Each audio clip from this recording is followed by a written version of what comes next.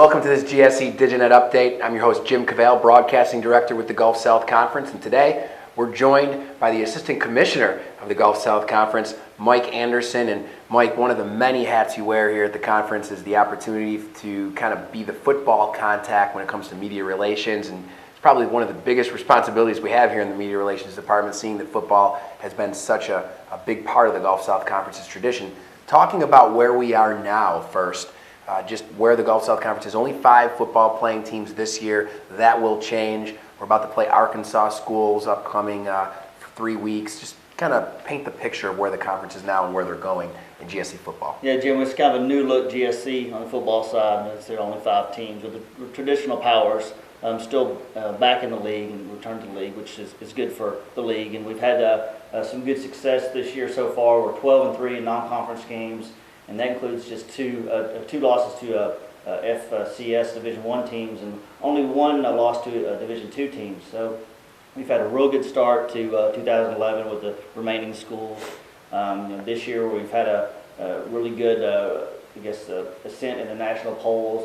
For the first time ever, we've had 3 teams in the top 6 of the AFCA top 25, with North Alabama being 2, Valdosta State being 5, and Delta State being 6. So we're really excited about where our football teams are right now. We know there's 5 teams in the league. We're real impressed with how they performed, and they haven't really dropped off as far as the expectations they have coming into this year, with West Alabama also doing well with the new head coach, and Darrell Dickey really trying to revamp West Georgia's program with the facilities they have, and we're real happy about where the league is now and the future, with some teams coming in the next 2-3 years.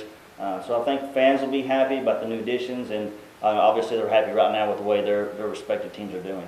You talk about expansion or just some of the teams that are in the league creating a football program. It's very exciting, especially when you think about all that talent down there on the Gulf Coast, and the University of New Orleans, University of West Florida, Florida Tech, some of these teams that will be coming into the league and playing football.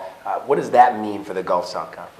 Yeah, it's more of a geographic imprint that I think our fans and administrators and everybody can a little bit more happy about being directly in the Southeast. More of a regional rivalry kind of situation. Then bringing new programs in, especially like you were saying, with the recruiting base those schools are going to have in Florida, and New Orleans coming in, and Louisiana, which there aren't any Division II schools in Louisiana, especially that play football right now. So that's going to be real impressive to see how that just kind of builds on itself as we go the next 4 or 5 years. And Shorter University, which is in Rome, Georgia, is also another Georgia school, which is good to come into the league. We're hoping that all comes through. Their Division II application is starting this year. So yeah, we have a lot of great kind of teams that are established and teams that are just starting programs, and see how that's going to just unfold as we go along. Good stuff, Mike. Thanks for joining us here on GSC DigiNet. We'll be back next week with more updates on the other GSC sports that are now kicking into conference play, such as GSC volleyball, men's and women's soccer, and even cross country on the next GSC DigiNet.